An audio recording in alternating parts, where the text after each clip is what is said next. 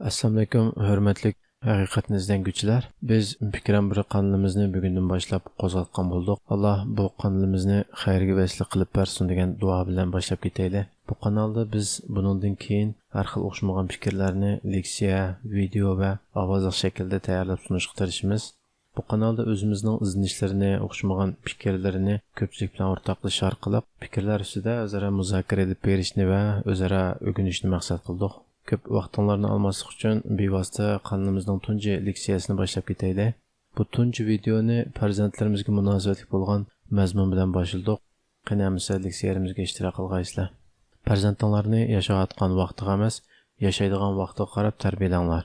Hazrat Ali so'zi.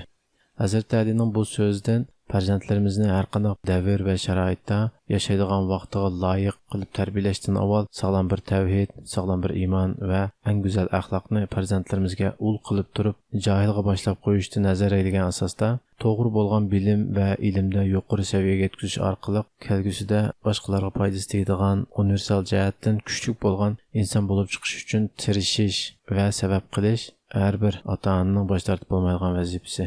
Hazrat Alining bu so'zi uchun tuvandagi savollarni o'zimizdan so'rab boqaylik. Farzandlarimizni bugunning shartlariga qarab yetishtiryapmiz yoki atning shartlariga qarabmi? Agar bugunning shartlariga deb javob bersak, bugungi dunyoni, bugungi texnikani, bugunning moddiy va ma'naviy jihatdagi qimmat qarashlarini qanchalik bilamiz va bilishga tirishib boqdik. Agar atning shartlariga qarab yetishtiryapmiz deb javob bersak, shu atini, shu kelgusini va hatto oldimizgi 20 yilning qayerdan qayerga bordiganligiga qanchalik qiziqib izinib boqdik. Hozirni, ya'ni bugunni qanchalik bilishimiz, kelgusini qanchalik bila olishimiz bilan munosabatli bo'ladi. Tunugun, bugun va ata. Tunugunni bilmagan bugunni bilmaydi. Bugunni bilmagan atni bilolmaydi. Atni bilmaganning buguni jahillik ichida bo'ldi. Bu bir jumla dunyoda asli nima bo'layotganligini bilishning eng asosiy formulasi hisoblandi va bugungi leksiyada mushu formulani asos qilib turib, markaziy ideyani yoritib chiqishga tirishamiz. Insonlikning o'rganish tarixi. Bugunni bilishimiz uchun tunugunga, ya'ni tarixga qaytib qarab boqaylik. Kitobda yozilgan eng burunqi insonlar tarixi, ya'ni 10 necha ming yil burunqi Toshqoralar davridagi ota-ona bo'lgan bo'lsak, bolalarimizga tosh timshchoq yasashni, palti yasash, nayza etish qatorliq o'g'lash texnikalarini o'rgatish orqali naslimizning davom qilishi uchun sabab qilgan bo'ladi. Toshqoralar davridan keyin insonlar dehqonchilik davriga qadam qo'ygan, ya'ni bundan 6-7 ming yil burun. U vaqtga kelganda bo'lsa, ota-onalar farzandlariga ziroat terishni, tomoq etishni, podachilikni o'rgatishga boshlagan. Dehqonchilik davriga kelganda, Toshqoralar davridagi har kuni oziqlik tepish uchun ovlash masalasi hal qilinib, insonlar yemeklarni saqlab, yig'ib yelaydigan bo'lgan. Va bu o'zgarish natijasida insonlar bir yildagi hosullarni yig'ib bo'lgandan keyin yana bir oshliq terish vaqti boshlang'icha bo'sh qolgan.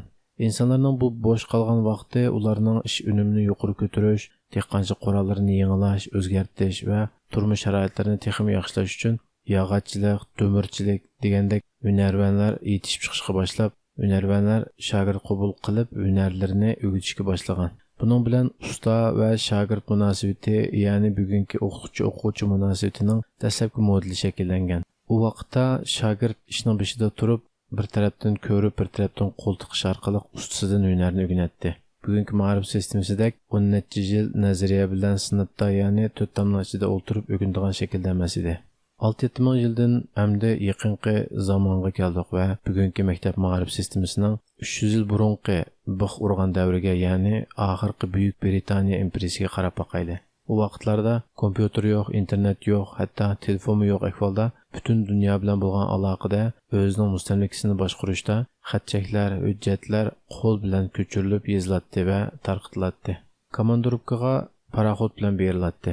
Shu vaqtdagi, ya'ni Viktoriya davrida sharoitning chekli bo'lishiga qaramay, insonlar shu vaqtga nisbatan mukammal bo'lgan maxsus ma'murlarni tarbiyalash va yetishtirish sistemasini qurib chiqqan. Bu sistema orqali shu vaqtning insonlardan guruhlangan inson kompyuterini ijod qilib, paraxodlarda ma'murlarni davlatdan davlatga to'shish orqali shu vaqtning internet to'rini butun dunyoga yaygan. Garchi 21-asrga allburun kirib bo'lgan bo'lsaqmi, bu inson kompyuteridan tashkil topgan bu sistema bugungacha ishlanib kelmoqda. Bu sistemani azroq yeshib qarab baqsaq, Buyuk Britaniya imperiyasining butun dunyodagi hokimiyatini saqlab davomlashtirish uchun nurg'unlagan ma'muriy xizmat qiladiganlarga ehtiyoj tug'ilgan. Shuning bilan ma'murlarni tarbiyalash va yetishtirish xizmatini boshlab, shu vaqtdagi loyiq kishilarni imperiyaning ma'muriy xizmatini qiladigan ma'muriy xodim qilib tarbiyalagan. Ma'muriy xodimga qo'yilgan asosiy talab bo'lsa, ular cho'qim o'zaro moslashib ishlaydigan bo'lishi kerak. Buning uchun 3 xil iqtidor bo'yicha tarbiyalash olib borgan. Bütün materiallar, xatchak va aloqalar qo'l orqali yezilib tarqatilganligi uchun o'lchamli yezish jihatdan, yezishdan avval o'qish jihatdan tarbiyalangan va oddiy qo'shish, elish, ko'paytish, bo'lishni o'rganib bo'lgandan keyin o'xshash qilib shaklda ma'murlik xizmatiga tayinlangan. Faqat shunday qilganda dunyoning bir chetidan yana bir chetiga avatilsimi, shu hamon ishini boshlab davomlashtirib ma'nolaydigan qilib tarbiyalangan. Viktoriya davrining injenerlari loyihalab chiqqan bu sistema sanoat inqilobi yana bir qatim o'zgartirilib, bugungi siz va men va farzandlarimiz berayotgan maktab va tarbiyalash sistemasining shaklini olgan. Endi 1870lardan boshlangan sanoat inqilobi davriga keldik. Hozirgi ma'rif sistemasining rasmiy paydo bo'lgan vaqti ikkinchi sanoat inqilobidan keyin, ya'ni 1890 atrofida dal bugungi maktab degan hukmning shakli, nishoni va sistemasi bekitilgan. Kapitalizmning ehtiyojlariga xos qilib loyihalangan bu ma'rif sistemasi faqatla oldiga qo'ygan ishni qila oladigan insonlar yetishtirishni, insonlarning 99%ni eng tuvan saviyada tarbiyalashni, qolgan 1%ni yaxshi tarbiyalab, tuvan saviyada tarbiyalangan 99% insonni yetaklaydigan va boshqaradigan bir sistemani qurib chiqqan. Shu vaqtdagi bu 99% insonlarning o'rgandig'ini faqat oddiy matematika, oddiy o'qish yozish bilan cheklangan. Qolgan o'rgandig'ini bo'lsa, tuzumga rioya qilish, boshqarishga bo'ysunish, maktabga vaqtida kelishni o'rganish qatorliqlar bo'lib, maktab bitirgandan keyin ishiga vaqtida kelish, maktabda o'qituvchining gapini anglash, ishda boshqaning gapini anglash qatorliq savol-so'roqsiz yashaydigan sistemaga itoatkor insonlarni formatlab chiqqan va hali hamma chiqmoqda. Mushu yerda qistirib qo'ysak, bu sistemaning qurilishiga sabab bo'lgan yana bir arxa ko'rinish sanoat inqilobi va kapitalizm. Ya'ni uningdan burun keng ko'lamda ishlab chiqarish ilib boradigan zavodlar yo'qdi. Ishlab chiqargan mahsulotlarni sotadigan kapitalizm sistemasi yo'q edi.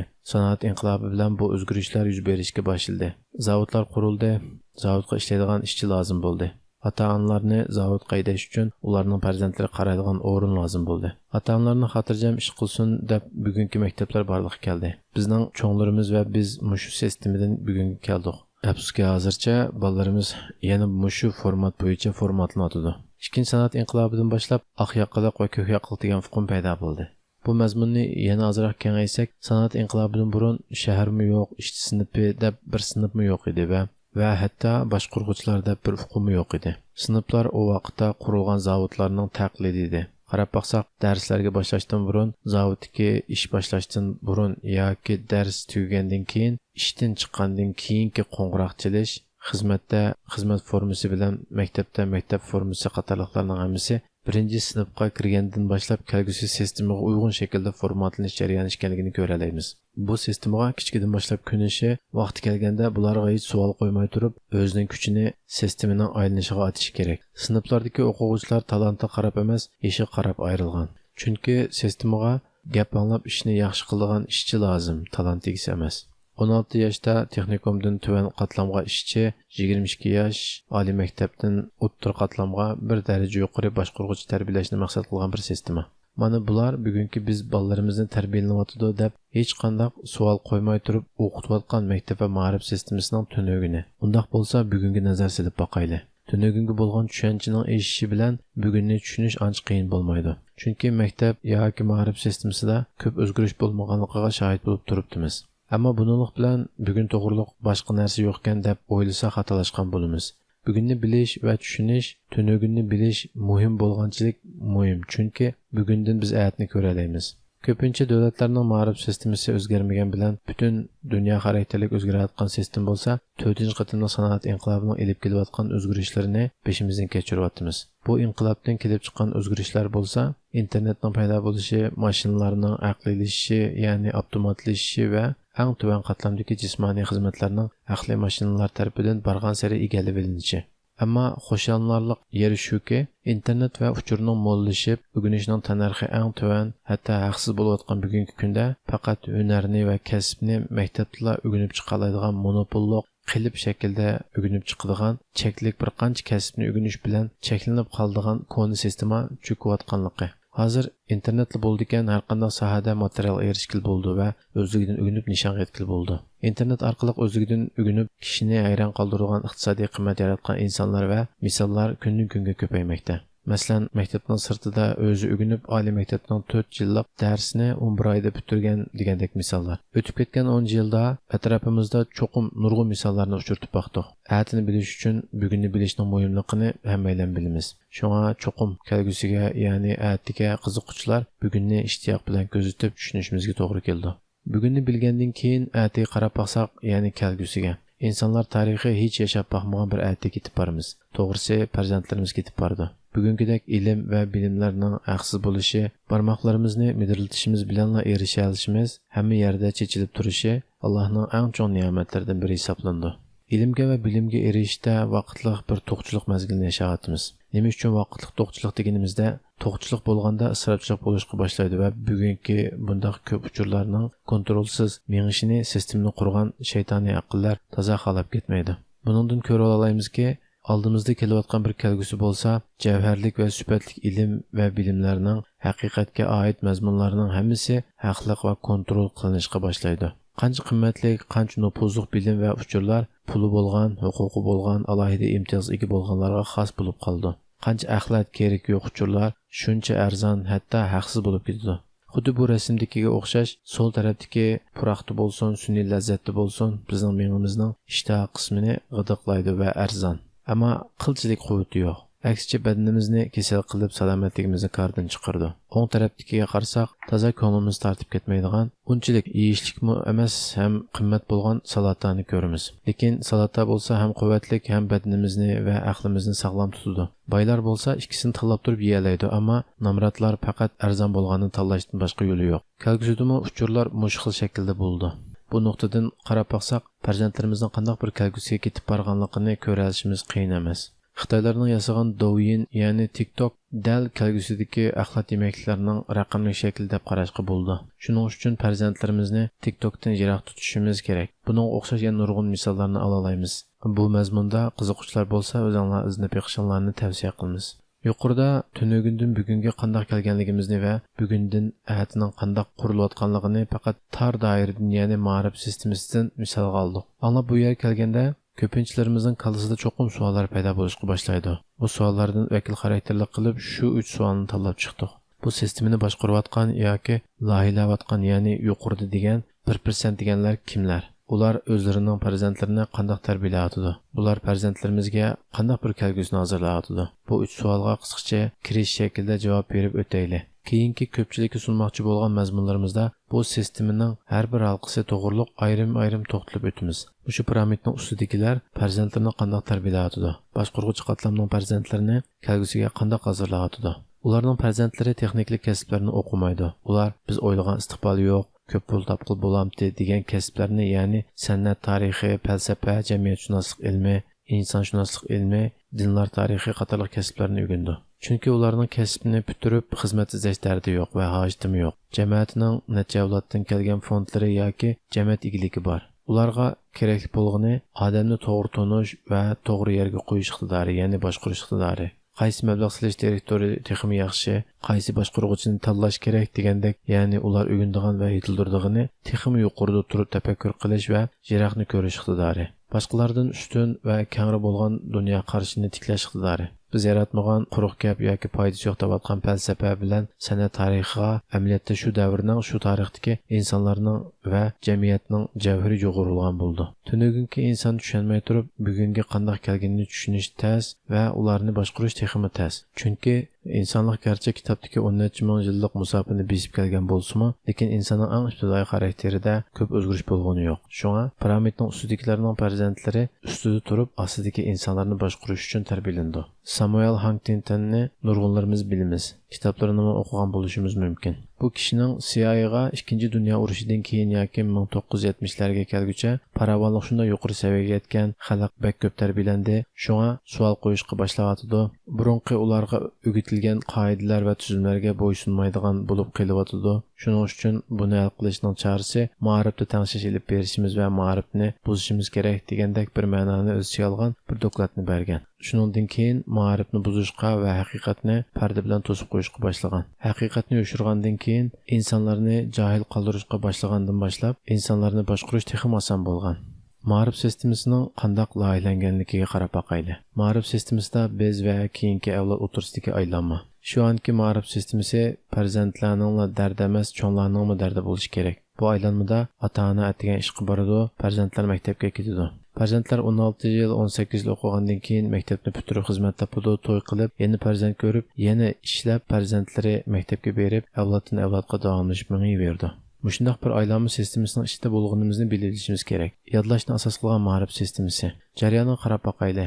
Maktabda o'qituvchi kirdi, shu davlatning shu vaqtdagi davlat ahvoli va hokimiyatning tutgan yo'liga qarab tuzib chiqilgan o'qitish materiallarini o'rgatdi. O'quvchilar o'rgandi. Kitobdagi mazmunlardan bo'sh o'rin va tanlash, savolga javob berish shaklida savol chiqarib imtihon ilindi. Kim shu kitobdagi mazmunlarni yaxshi yodlay olsa, shu yerga o'lchamlik bekitib qo'ygan javobni qo'ya olsa, u bir numar oldi. Bir sinf atlagan yoki o'rlagan va aqlli bo'lgan bo'ldi. Bu yerdagi asosliq iqtidor bo'lsa, o'ynashning va boshqa ishlarni amaliyotdan o'rganish badliga kitobdan beshini ko'tarmay yodlash orqali qo'lga keltirgan natija yoki iqtidordan boshqa narsa bo'lmasligi mumkin. Nurg'unlarimiz bu xil yodlash ma'rifini beshimizni o'tkazib kelgan. Ma'rif sistemasidagi o'rgatish va o'rganish jarayonini bilishimiz kerak. O'rmondagi hayvonlardan imtihon olish. Bu rasm hozirgi ma'rif sistemasini intayin jonliq aks ettirib bergan. O'rmonda qarab baqsaq, it, beliq, fil, pingvin, maymun, qağa qatorli hayvonlar bor. Bularni yig'ib olib kelib, hammasidan bugun sizlardan daraxtga yamishdan imtihon olamiz desa, bularning ichida faqatla maymun imtihondan o'talaydi. Buninglik bilan biz maymunni iqtidorli, qolganlarni iqtidorsiz deb qarasak to'g'ri bo'lamdi. Bizning ma'rif sistemimiz dal shundan iborat. Tug'ilma hisoblashga talanti barlardan adabiyotdan o'talmadan deb ularning ishonchisini sundurdi. Adabiyotda talanti yoki muzikada talanti barlarni matematikaga kallang ishlamaydi deb tuvanga bosadi. Natijada talantliqlarmi o'ziga bo'lgan ishonchisini yo'qotib, bor bo'lgan talantlarmi ko'milib ketadi. Aliyul a'lolar. Xitoylarning yodlash ma'rifining dunyo bo'yicha birinchi o'rinda turishi mumkin. Xitoylar o'zida shunday bir tekshirish ilib berib baqqan. 10 yil burun Aliyul a'lo bo'lib maktabni bitirganlarning 10 yildan keyingi, ya'ni xizmatga chiqqandan keyingi ahvolini statistikalangan. Natijada 20 dan ko'proqi asosan xizmatda muvaffaqiyat qozona olmaganligi, ichida %30% yaqin nisbatning o'zini o'ltirib olganligi ma'lum bo'lgan. Buningdan maktabdagi muvaffaqiyat bilan haqiqiy hayotdagi muvaffaqiyat o'tirsida o'ng tanosibliq munosabatning yo'qligini ko'rilishga bo'ldi. Chunki yuqorqi tekshirish, o'lik bo'lgan o'lchamlik javobni yodlash, o'zining fikr va ko'z qarashi bo'lmaslik, jonliq masala hal qilish iqtidorini o'ltirish, faqat buyurib bergan qiliblik ishni qilib bo'yicha bitirish qatorliq jarayonlardan kelib chiqayotgan fojialardan iboratdir. Imtihonning ziyni. Bizning mengimizning markaz qismida o'miluvchi hayvon mengisi bor bo'lib, bu qismning roli agar inson bir tahdidga uchragan chog'da boshqa qismlarini xizmatdan to'xtatib, o'zini qo'g'dashni va hayotda qilishni markaz qildi. Shuning bilan birga o'rganishga mas'ul bo'lgan qismni taqib etdi. Jazo bilan imtihon tamoman tahdid hisoblanganligi uchun biz farzandlarimizga kelib, ularning cho'ng mengisini avval imtihon bormasa, o'tolmasang jazo bor yoki sinfdan tushib qolsan degan tahdidlar bilan taqog'uz etib, ondan masala yeyishini va savol ishlashni boshla deb buyruq qilamiz. Natijada yodlagan qozindi. Nima uchun bunday bir sistem bo'ldi? Chunki bu bir ehtiyoj. Bu jarayonni tushunib qo'yishimiz kerak. Dinsizlashtirish. Sol menga la ilaha, o'ng menga illalloh deydi. Ma'rif sol menganing ma'rifi. İnsan tug'ilgan chaqda o'ng mengisi aktiv holatda tug'ildi. Tili chiqqandan keyin sol menga uyg'onishga boshlaydi. Ularga va 6 yoshdan burungi holatiga qarasak, ya'ni o'ng mengining sol mengidan aktiv bo'lgan holatiga, g'amsiz, shartsiz sevgi qatorliq alayliklarni farzandlarimizda ko'ramiz. Bu alayliklarni texnik kichik ish bilmaganligi uchun shundoq deb oddiyla tushunib o'tib ketamiz. Amaliyotda biz ota-onalar o'ng va so'l menga to'g'riliq qanchalik iznib boqdik, buni bir o'ylashib beqishimiz kerak. Qanday bir kelgusiga ketib boramiz, biz bularni qisqa qilib yig'inchoqlab o'tib ketamiz. Unutilib qolmayli. Hech o'xshamaydigan bir kelgusiga kelyapti. Biz va farzandlarimiz ketib boramiz. Kona sanoat sistemasida tug'ilib, o'qib chiqqan ota-onalar raqamli davrda tug'ilib, texmo raqamlashadigan davrga ketib borgan farzandlarning ota-onalik yo'lboshchilik vazifasini ilib ketyapmiz. Harvard Garnerning bir so'zi bor. Farzandlarimizni kompyuterlashgan mashinalarning qilolmaydigan ishlarni qilaoladigan qilib qurollantirmasak, faqat yodlash iqtidori bilan oldimizdagi 10 yillarda bolalarimizni taskunlar saqlayotidi. Hamma narsaning hukmi tez suratda yangilanadi. Bizmi o'zimizni yangilab mengishimiz kerak. Hozirgi va buningdan keyingi kunlarda ota-onalar o'zlarining universal sapasini yuqori ko'tarishi shart. Shunday bo'lganda andin farzandlarimizning kelgusiga to'g'ri yo'linishga chiroq tutib beraylik. Farzandlarimiz maktab bitirib chiqqandan keyin davlat yoki birisi menga maosh berdi degan qarashda bo'lsa, kelgusida ishsiz qoladi, shalindi. Mazarg'icha o'ginishning ixtiyoriy emas, majburiy bo'layotgan bir davrning ishga echilib bo'ldi. Konu ma'rifda yo'lovchilar mashinaga chiqatdi. Shoför xalqan yeriga haydaydi. Yo'lovchilarning noroziligi bo'lsa-mu, mashina haydashni bilmaganligi uchun amalsiz bo'ysunatdi. Kelgusi ma'rif bo'lsa, yo'lovchilar mashinani o'zlari haydashni bilish talab qilindi. Kelgusida nurg'un narsalarning o'zgaradiganligini bilamiz. Yo'q bo'lganligini bilamiz, ammo qayerga o'zgaradiganligini bilmaymiz. Google yoki sistema bizni va bizning farzandlarimizni bizdan yaxshi taniydigan bir kelgusiga ketib boramiz. Axlat uchurlarining bombardimoni ostida farzand tarbiyalayapmiz. Yangi davr jismoniy emgakdan aqliy emgakka o'tilgan bir davr. Jismoniy emgakni asosan aqliy iqtidorli mashina robotlar egallab bo'ldi. Ta'kidlab qo'ydigan nuqtam shu. Bu sistema 200 yilning yoqisi kapitalizmning ehtiyoji bo'lganligi uchun o'quvchilarni maktablarga tiqib, o'quvchilar faqat o'qituvchilari yoki hunar ustalari o'rgatgan ishni yoki nazariyani o'rgansin deb davomlashayotgan sistema bugungacha keldi. Bizning ota-onalarning diqqatini tortmoqchi bo'lgan nuqtamiz farzandlarimizni maktabga avatish hamda kifoya qilmaydi. Cho'qim ota-onalar o'z bekerak kutish kerak. 70% ota-onalar o'zi kutishi, 30% maktabga ilib qo'yish kerak. Undaq bo'lmaydi ekan, har qancha yuqori ma'lumotga ega bo'lgan taqdirdami, farzandlarimiz yanla buyruqning sirtiga chiqib keta olmaydigan, mustaqil ko'z qarashga ega bo'la olmaydigan, sun'iy erkinlikka shukr qilib, sistema uchun keyingi avlodni tarbiyalab beradigan bir foydalanish quroliga aylanib qolishi mumkin. Shuning uchun ota-onalarga sistemani bildirish uchun bu nuqtani sizlarga sundik.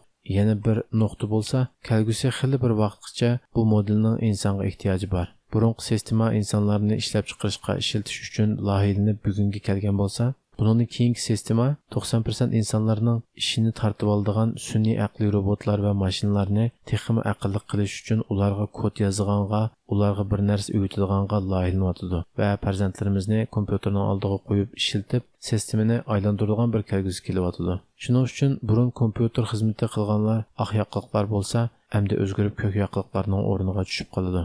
Qarab baqsaq, Xitoyni o'tgan 30 yil dunyoning zavodi deb turib, arzon emgak kuchi bilan xalqni sumirib, manfaatini bugunga elib kelgan bo'lsa, kelgusidagi sistema uchun allburun Hindistonning nupusini tayyor qilayotganligini ko'ryapmiz. Arzon ko'k yaqinlik qilib ishlatish uchun kod yozish qatorliq ishlarni qildiganga sistema Hindistonni tayyor qilib bo'ldi. Shunga bu sohada Hindistonning butun dunyoga program yozuvchilarini eksport qilishi tasodifiylik emas. Kelgusida bu sohaga yana davomli ehtiyoj ko'p bo'ldi va kodlashni, programlashni bilmagan har qanday odam savodsiz bo'lib qoldi. Har qanday odam savodsiz bo'lib qoldi deganni jonli shaklda o'qishtirib tushundirsak, 30 yil burun mashina haydashni o'rgansak, shoför bo'laman deb o'rganatdik. Bugungi kunda bo'lsa, mashina haydashni shoför bo'lish uchun emas, balki bir yerlarga texnik tez berishimiz uchun, ish unumimizni yuqori ko'tarish uchun va texnik erkin bo'lish uchun o'rganimiz va bilmasak bo'lmaydigan bo'lib qoldi. Kod o'rganishmi xuddi buningga o'xshash. Programmer bo'lish uchun emas, kelgusida o'zimiz xohlagan ishni o'zimiz qo'l tiqib qilish orqali unumni, sur'atni yuqori ko'tarish va turmushimizni qo'laylashtirish uchun o'rganishimiz kerak. Kelgusida kim kompyuter bilan bo'lgan aloqani qancha ravon qila olsa, sistemada shuncha erkin bo'la oladi. Shuning uchun bu nuqtaga hozirdan boshlab ahamiyat berishga boshlashimiz va farzandlarimizga chiroq tutib berishimiz kerak. Bu leksiyada ta'kidlab qo'yilgan ikki nuqtamiz bu. Kitob tavsiyasi, bu uch kitobni sizlarga tavsiya qilamiz. Kelgusini texnik yaxshi ko'rish uchun, kelgusiga texnik to'g'ri bo'lgan sabablarni qila olishimiz uchun bu uch kitobni tavsiya qilamiz. Oxirgi so'z. Dangliq Hollywood kino cho'lpini Jim Carreyning haqiqat sizni erkin qildi degan bir jumla so'zi bor.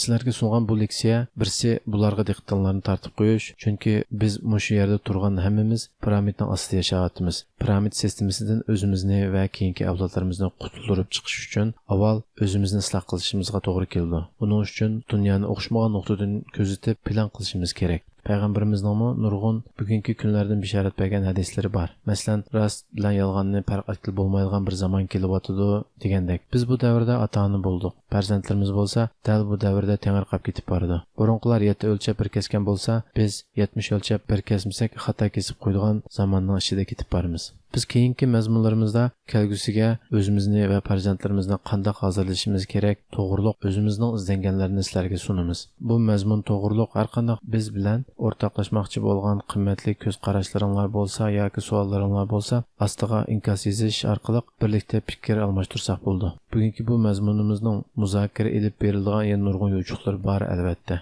Yangilangan mazmunlardan vaqtida xabardor bo'lib turishinglar uchun kanalımızga abone bo'lishni unutmag'aysizlar. Shu jumla bilan oxirlashtiray. Haqiqat sizni erkin qiladi.